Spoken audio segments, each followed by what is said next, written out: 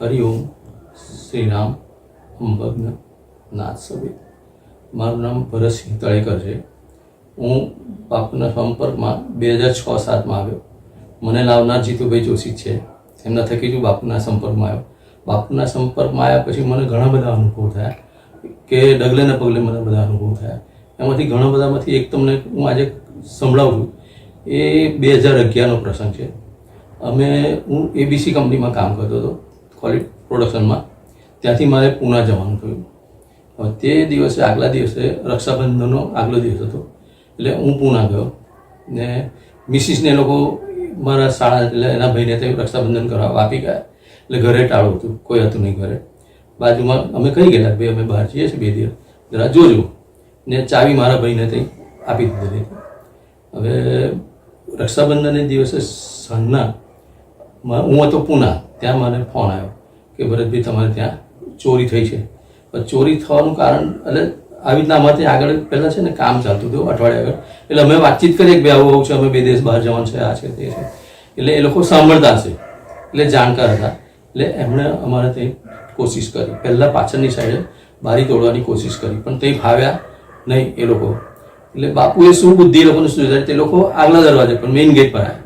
એટલે main gate પર આવ્યા ત્યાં એ લોકો બધી વાતચીત કરતા હતા. એમાં અમારા બાજુવાળા ખરા પટેલ સાહેબ, એમને કંઈક એમના મિસિસને અવાજ સંભળાયો કે બાજુમાં ભરતબેનથી કોઈ વાતો કરે છે, કંઈક છે. એટલે એમણે જોયું બારીમાંથી તો 4-5 માણસ ઊભા હતા. બારી બંધ કરી દીધી, કારણ કે બહાર તો નીકળ્યા નહીં આવા 4-5 માણસની સામે. એટલે એ લોકોએ ખાલી લાઇટ ચાલુ કરી. લાઇટ ચાલુ કરી એટલે પેલા લોકો જાણી ગયા કે આ લોકો બાજુવાળા જાગી ગયા છે. એટલે અવાજ બંધ થઈ ગયો. થોડી વાર પછી લાઇટ બંધ કરી દીધી ને પછી એ લોકોએ પાછી મેઇન ગેટ બારણું તોડવાની કોશિશ ચાલુ કરી. એમાં એક ભાઈથી ભરાઈ હાથમાંથી છટકી ગઈ. હવે ભરાઈ છટકી ગઈ એટલે અવાજ આવ્યો મોટો. એટલે પેલા પટેલ સાહેબને ડાઉટ ગયો કંઈક તો છે જ. એટલે લોકો ઉપર અગાસીમાં ગયા. અગાસીમાં ગયા ને ઉપરથી જોયું તો 5-6 જણ ઊભા હતા. તો પછી નીચે બેસીને લોકો ચોર ચોર ચોર બૂમ પાડી. એટલે પેલા જાણે કે આ કંઈથી અવાજ આવે, કોણ બોલે છે, કોણ બૂમ પાડે. એટલે એ લોકો શું થઈ ગયા, ત્યાંથી નાસી ગયા. પણ 2 જણ ઊભા હતા. પછી પાછી ચોર ચોર ચોર બૂમ પાડી ને એ બી નાસી ગયા. થોડી વાર પછી એ લોકો નીચે ઉતર્યા, કોઈ દેખાયું નહીં. ને મારા ભાઈને ફોન કર્યો કે આવી રીતના ભરતભાઈ ચોર આવ્યા હતા, કોશિશ કરતા હતા, એટલે તમે આવો તો સારું. એટલે પાછળ બીજા કીર્તિભાઈ છે, એ મારા ભાઈને લોકો આવ્યા. એમણે જોયું, હજુ દરવાજા પાસે ગયા જ ને આમ સાહેબ ધક્કો મારે તો દરવાજો ખુલી જાય છે. હવે ઘરમાં કશું હતું જ નહીં, પણ નુકસાન કરે, ટીવી આ છે તે છે. પણ આ એક બાપુએ ખરેખર એને એવી રીતના સલાહ એ સુઝાવ્યું કે એ આગળ આવ્યો ને આવી રીતના થયું તો અમે તેમાંથી બચી ગયા. હવે મને ફોન આવી ગયો એટલે અમે સન્નાતા આવી ગયા, પણ કોઈ નુકસાન, એક કણી નુકસાન નહોતું થયું. એટલે અમે બાપને અમને બહુ સરસ રીતે બચાવ્યા. ને પછી તો અમને ઘણા બધા અનુભવ થયા. એમાં હમણાં એક નાનો એક એક્સિડન્ટ મારો ગઈ સાલે થયો હતો 4/9. હવે એ એક્સિડન્ટમાં તો મેં બાપુને એવું જ સોંપેલું કે મને હું જ્યાં નોકરી કરું છું ત્યાંથી મને છોડાવ. હું બહુ ત્રાસી ગયેલો હતો. એમ તો હું રિટાયર હતો, પણ ખાલી બેસવાનું જ હતું મારે ત્યાં. પણ એના જે શેઠ હતા ને એના ફાધરનો સ્વભાવ સારો હતો, એના થકી મને તે લીધેલો. પણ છોકરાઓ આજકાલનું જનરેશન સમજે નહીં, એટલે બધું એવી રીતના હેરાન કરતો, આ કરો તે કરો બે કરો. ખાલી એકચ્યુઅલમાં તો મારે બેવાનું હતું, પણ આપણને તો સ્વભાવમાં હોય ને એટલે આપણે બધું કામ કરીએ. એટલે મેં બાપુને કીધું તું આમાંથી મને છોડાવ, બસ મને બીજું કંઈ નહીં. હું કહી નથી શકતો કે હું આ નોકરી છોડી દઉં. પણ 4/9/2021 હું સ્કૂટર લઈને શેઠનું ટિફિન લેવા જતો હતો બપોરે 1:30 વાગે. તો બમ્પ આવ્યો, મને દેખાયો નહીં. તો બમ્પ ત્યાં આગળ સ્કૂટર મારું સ્ટેરિંગ છટકી ગયું. સ્ટેરિંગ છટકી ગયું એટલે સીધું નીચે પટકાઈ ગયું. લગભગ 30-35ની સ્પીડ હશે. પડ્યો, એ બધા 10-12 જણ ભેગા થઈ ગયા.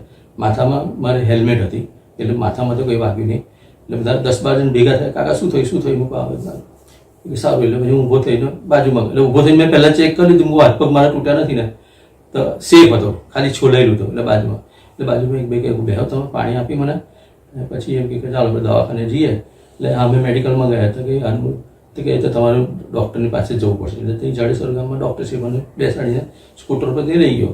તો બધું હાથે પગે, નીચે પગમાં, ઢીંચણમાં, બધી જગ્યાએ જબરજસ્ત છોલાઈ ગયું. એટલે પછી હું પાટાપિંડી કરી ને શેઠને મારું જાતે સ્કૂટર ચલાવી દે. સ્કૂટર બી વ્યવસ્થિત હતું, સ્કૂટરને બી કોઈ પ્રોબ્લેમ નહીં.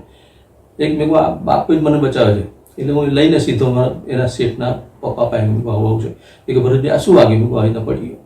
હવે પેલા જે શેઠનો છોકરો છે મને મેં એને ફોન કર્યો કે આવું થયું છે તારા ટિફિન લેવા જઉં છું, તો એ તેમ છતાં એ જોવા આવતો નથી ને આજે વર્ષ થયું તો હજુ મને પૂછ્યું નહીં કે પછી આ બાપુએ મને એમાંથી છોડાય એટલે મેં તરત પછી મેં નોકરી છોડી દીધી. મેં કહું હવે મારાથી નહીં પાડે, મિસ્ત્રી કહેવા રહેવા દો, આપણે ઘરે આ છોકરો કમાય છે કંઈ વાંધો નહીં, જે હશે તો પછી કરીશું કંઈ. એટલે મને અમારે બી બાપુએ જ બચાવ્યો કે નહીં મને માથામાં વાગ્યું કે કોઈ જગ્યાએ વાગ્યું નહીં, ખાલી ટીચરને ને મને આ નોકરીમાંથી બી જે હું ઈચ્છતો હતો કે મને આ નોકરી છોડવી છે મને એકદમ ઇઝીલી કોઈ બી બોલ્યા ચાલો છૂટી થઈ ગઈ. આ જ મારા ઘણા બધા બીજા બધા તો અનુભવ ઘણા બધા છે, પણ હું અત્યારે આટલામાં સમાપ્ત કરું વિરમું છું. ને બાપુને તો અમારા પર ખરેખર બહુ હાથ મોટો હાથ છે, મારા બાબાનો બી છે, બધા એમ તો બધા ઘણા બધા અનુભવ છે. મારા બાપુ બી એકદમ નોર્મલ, એકદમ સિમ્પલ. મેં કહું આને નોકરી કોણ રાખશે, મને ચિંતા હતી એની. તો આમ બાપુમાં બહુ એ કાંદીવલીમાં પહેલી વખત અમે ગયા હતા તેરાપંથી હોલમાં, ત્યારે બાપુના જ્યારે દર્શન થાય એકદમ દોડ દોડ દોડ આંસુ એના આંખમાંથી નીકળવા માંડ્યા.